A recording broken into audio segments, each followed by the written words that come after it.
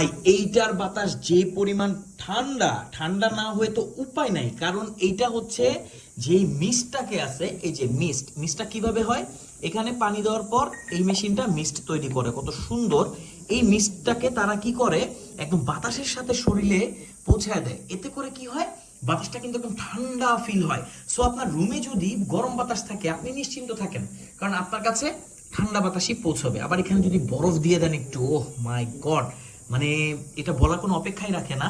জোস একটা ফ্যান, বর্তমানে অনেকে কিনছে, কিন্তু দেখা গেছে অনেকে কপি কিনে অভিজ্ঞতা খারাপ করছে, বাট 100% অরিজিনালটা তো শুধুমাত্র আমাদের কাছে, যেটা হচ্ছে গিয়ার আপ ব্র্যান্ডিং এ আসে।